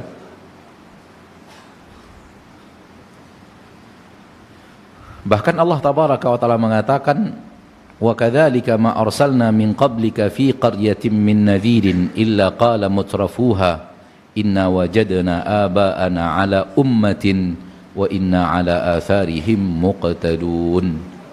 Tidaklah kami utus sebelum engkau kepada suatu kampung seorang pemberi peringatan, melainkan orang-orang yang kaya, orang-orang yang terhormat di kampung itu mengatakan, inna wajadna aba'ana ala ummatin, sesungguhnya kami telah menemukan nenek moyang kami di atas sebuah umat, di atas sebuah cara, di atas sebuah hal yang telah mereka ketahui dari nenek moyang mereka. Wa inna ala atharihim muqtadun, kami hanya mengikuti dan mencontoh apa yang telah kami dapatkan dari nenek moyang kami itu. Kami mengikuti jejak mereka. Ternyata tidak hanya Nabi Nuh, tidak hanya Nabi Musa, tidak hanya Nabi Ibrahim, tidak hanya Nabi Muhammad. Allah mengatakan dalam ayat ini, setiap Rasul, Nabi yang Allah utus kepada setiap umat. Maka jawaban umatnya yang tidak mau mengikuti ilmu, kami hanya mengikuti nenek moyang kami. Kami tidak mengikuti kamu, kami ingin mengikuti nenek moyang kami saja. Maka seperti yang Anda katakan tadi, bahwa yang paling banyak dijadikan orang sumber taklid adalah orang tua. Namun demikian juga tidak hanya orang tua, ada yang menjadikan gurunya adalah orang yang dia taklid secara buta. Pokoknya apa yang dikatakan guru, Walaupun kemudian kita datangkan sesuatu dari Allah, dari dalam Al-Quran, sesuatu dari hadis-hadis Nabi SAW yang sahih, mereka tetap mengatakan guruku tidak mengatakan itu kepada aku. Oleh karena itu tidak boleh taklid kepada guru. Sudah kita bacakan tadi perkataan Imam Malik, gurunya Imam Syafi'i, ketika beliau mengatakan semua manusia boleh diterima dan ditolak. Perkataannya boleh diterima, boleh ditolak, semua manusia, termasuk para ulama, para ahli ilmu. Kalau itu pendapat dia, boleh diterima, boleh ditolak.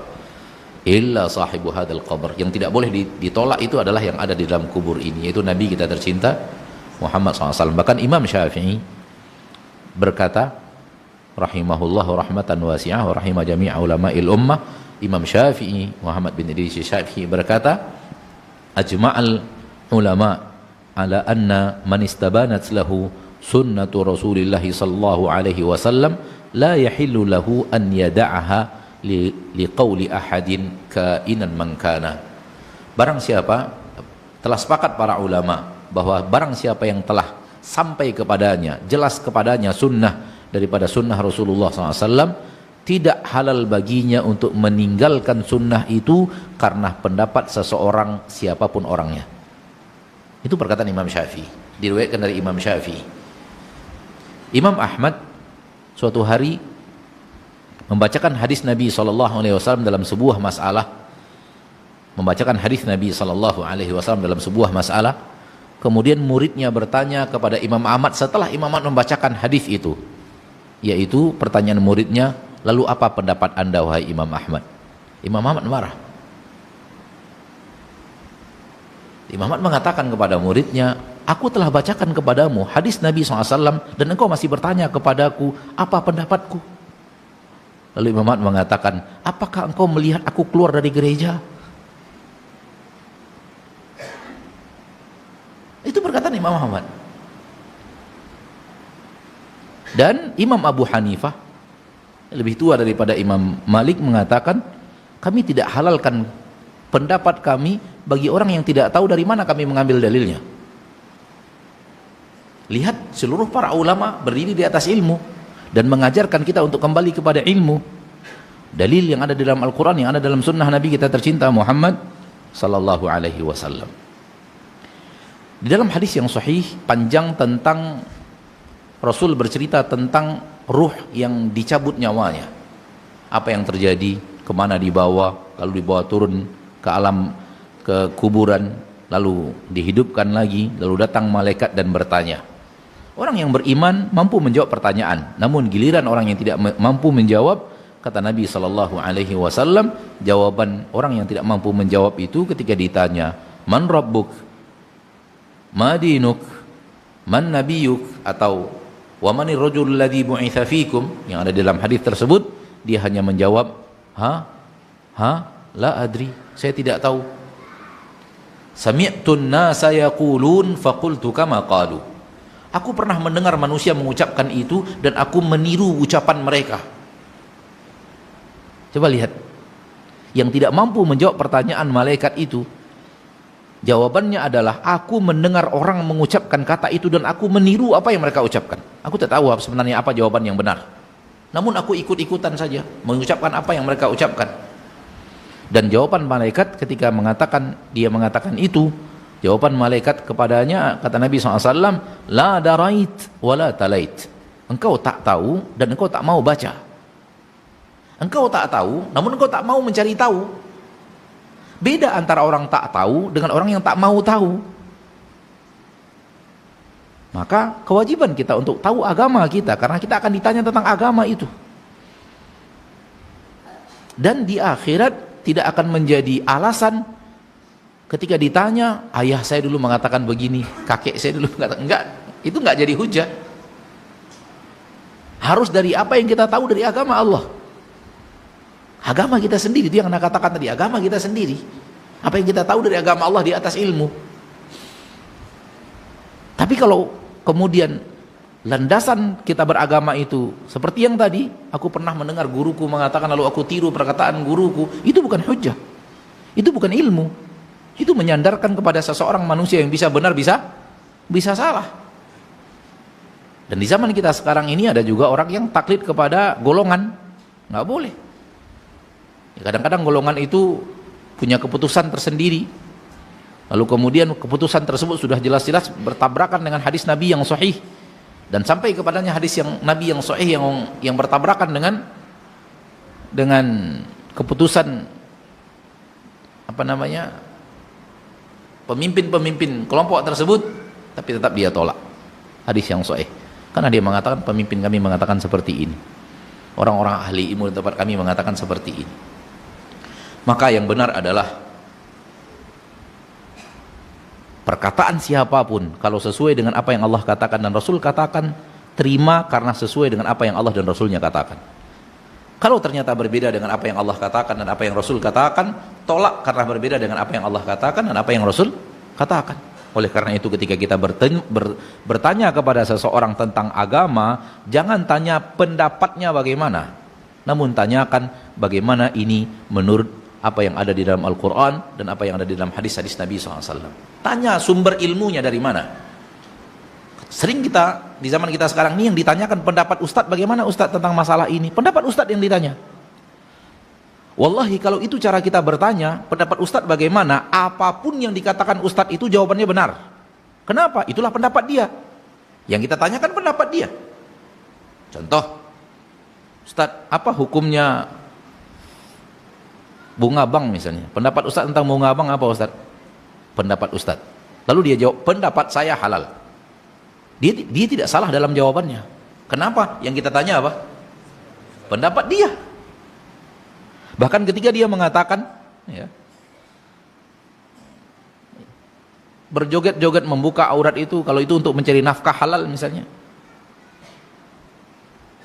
Kalau itu untuk mencari nafkah, mencari penghasilan menjadi halal. Lalu kita bertanya kepadanya, apa pendapat Ustadz tentang orang yang berjoget-joget buka aurat mencari nafkah Ustadz? Menurut pendapat saya halal. Dia tidak salah dalam jawabannya. Kenapa? Yang kita tanya pendapat dia. Maka jangan tanya pendapat manusianya, tanya dalilnya. Ayatnya apa? Hadisnya apa? Kalau kita selektif dalam masalah ini, ketika mendengar orang berbicara, tidak hanya apa yang dia katakan, apa yang diutarakan secara pendapat, tapi kita mencoba mencari apa dalil yang diungkapkan, apa dalil yang dibawakan untuk ucapan tersebut, apa dalil yang disampaikan, Al-Quran dan hadisnya mana. Kalau kita selalu selektif dalam masalah ini, selalu mawas dalam masalah ini, dan kita selalu mencari referensinya dari Al-Quran dan hadis, yakinlah, percayalah, Allah akan menggiring kita kepada mana yang benar. Allah berfirman dalam Al-Quran, walladzina jahadu fina lanahdiyannahum subulana, di akhir surat Al-Ankabut. Orang yang bersungguh-sungguh mencari jalan kami, maka kami pasti akan memberikan hidayah kepadanya jalan kami tersebut. Akan tetapi kembalikan kepada Al-Quran dan Sunnah. Kalau benar pendapat itu ada nasnya dari Al-Quran, ada keterangannya dari hadis Nabi yang sahih, maka terima karena cocok dengan Al-Quran dan Sunnah. Ketika yang dibawakan pendapat saja, maka boleh diterima, boleh ditolak. Pendapat pribadi ya, pendapat orangnya, siapapun itu. Hanya Nabi SAW yang pendapatnya tidak boleh ditolak. Selain Nabi boleh diterima, boleh ditolak. Abdullah bin Abbas radhiyallahu ta'ala anhu berbeda pendapat dengan Abu Bakar dan Umar radhiyallahu anhum ajmain, para sahabat, dalam masalah haji. Abu Bakar dan Umar lebih menyatakan bahwa haji ifrad lah yang paling afdol dan mengajak kaum muslimin untuk haji ifrad. Namun Abdullah bin Abbas radhiyallahu anhuma meyakini yang afdol adalah haji tamattu', bukan haji ifrad. Dan kalau orang bertanya kepada beliau tentang keafdolan haji yang mana, tamattu' atau ifrad, beliau menjawab hadis Nabi SAW bahwa Nabi SAW ingin tamattu'. Dalam hadis yang sahih, Nabi mengatakan, lawistadbartu min amri lawistaqbaltu min amri mastadbart lama suqtul hadiya wala ja'altuhu umrah. Kalau seandainya aku bisa balik ke kota Madinah, bisa kembali ke masa yang lalu aku dari kota Madinah, maka aku tidak akan membawa sembelihan hadiu ini, dan aku akan menjadikan perjalananku sekarang bukan haji namun umrah. Maka Abdullah bin Abbas radhiyallahu anhuma membawakan pendapat yang berbeda dengan pendapat Abu Bakar dan Umar, dan membawakan hadis Nabi SAW yang beliau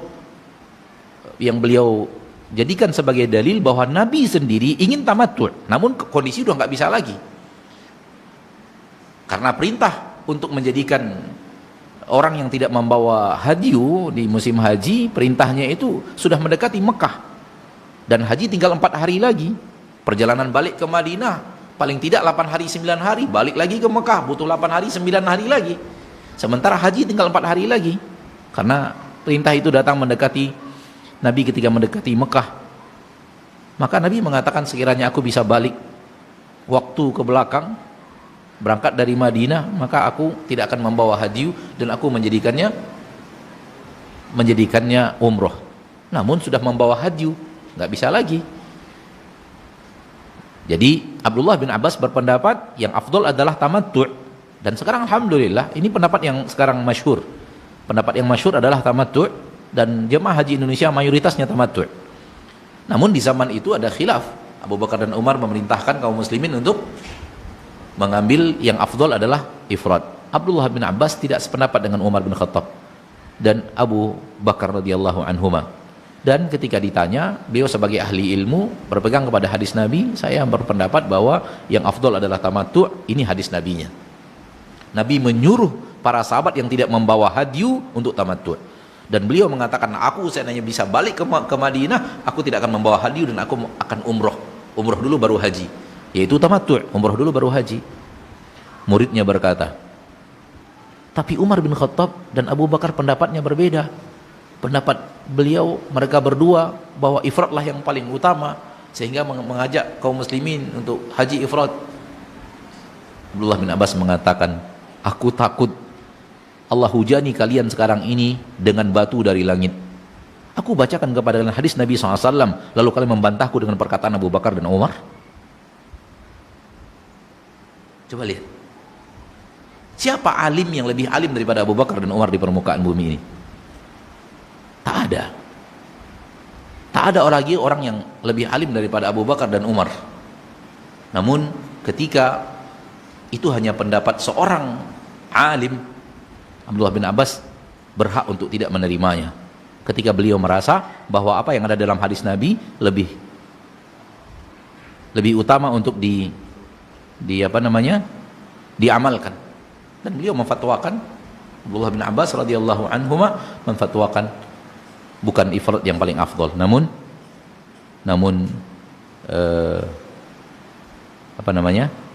tamattu'.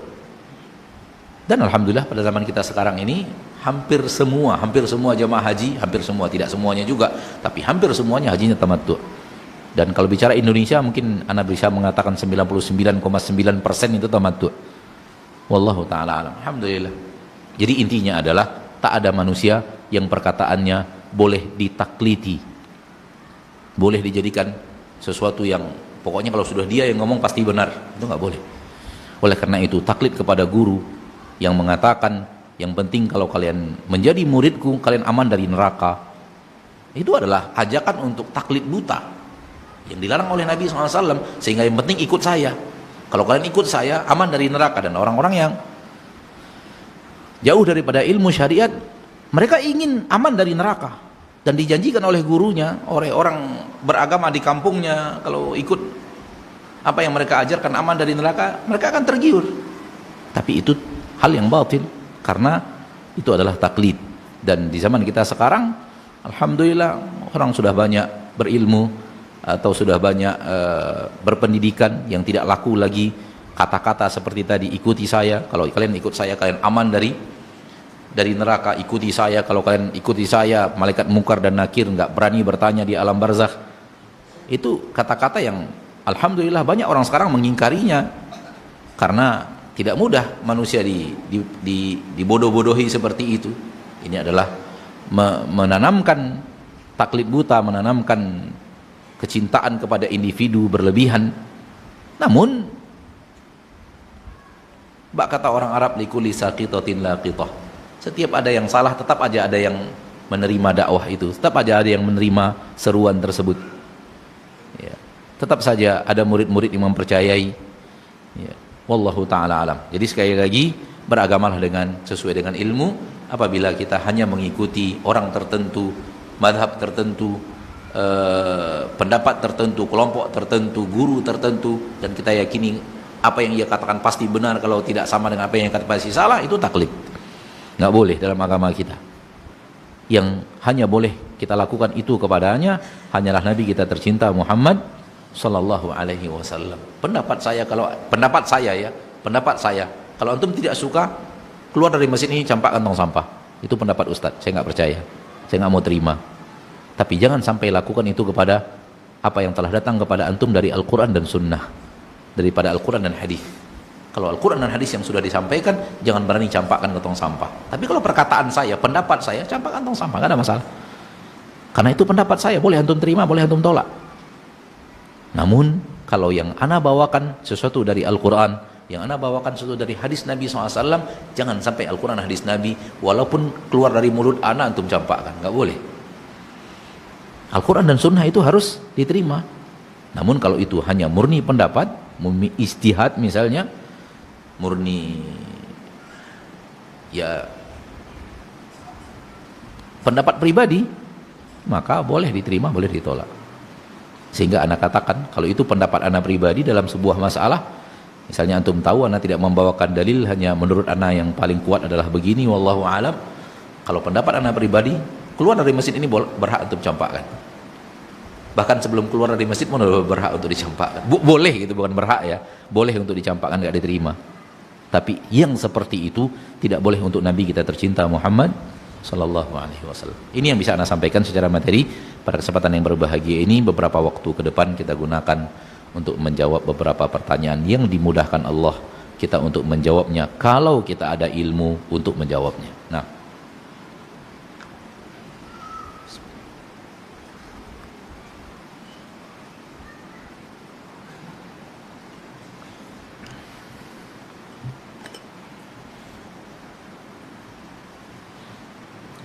kalau antum tidak ada yang bertanya, ana bahagia sekali.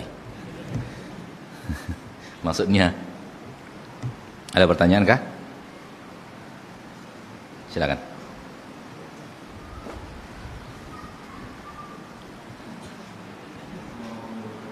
Assalamualaikum.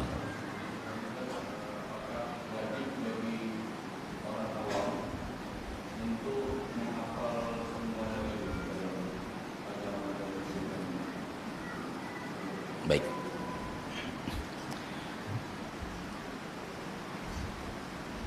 Sudah pasti tidak wajib bagi kita untuk menghafal semua dalil, tidak wajib. Akan tetapi wajib bagi kita bertanya kepada yang tahu manakala kita tidak tahu. Hal yang berbeda kan?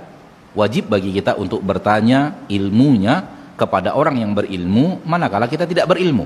Ketika kita tidak tahu, kita diwajibkan Allah bertanya. Jangan asal nampak tiru, asal ini orang yang kita hormati melakukannya kita tiru, seperti itu nggak boleh. Tapi tanyakan ilmunya. Inilah dia firman Allah yang tadi kita sampaikan di dalam surat, di dalam Al-Quran, fas'alu ahla dzikri in kuntum la ta'lamun.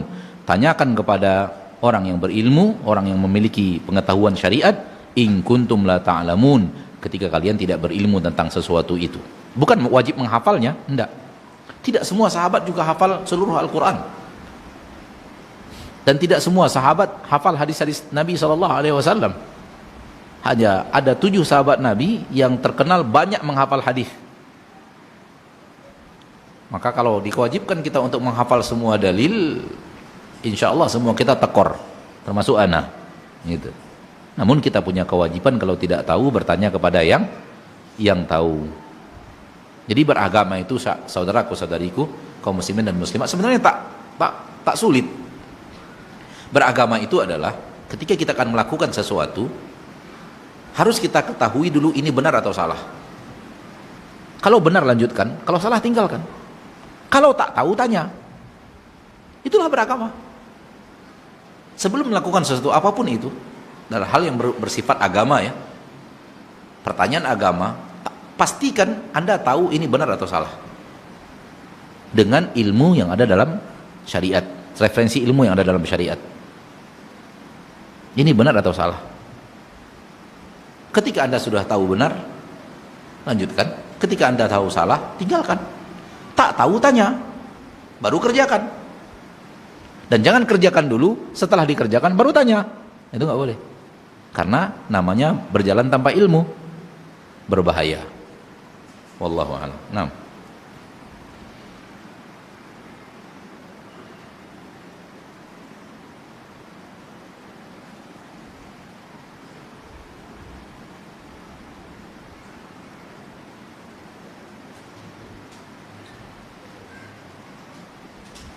Cukup. Baik. Bapak dan Ibu kaum muslimin dan muslimat, sampai di sini pertemuan kita pada kesempatan yang berbahagia ini. Jazakumullahu khairan atas perhatiannya, dan semoga kita yang berkumpul di masjid ini sekarang ini kelak Allah kumpulkan jasad kita di surganya. Amin ya rabbal alamin. Dan semoga kita yang hadir di masjid ini semuanya mendapatkan husnul khatimah. Subhanakallahumma bihamdik asyhadu an la ilaha illa anta astaghfiruka wa atubu ilaik. Walhamdulillahi rabbil alamin. Wassalamualaikum warahmatullahi wabarakatuh. يقول عن النبي صلى الله عليه وسلم تزيدك إيمانا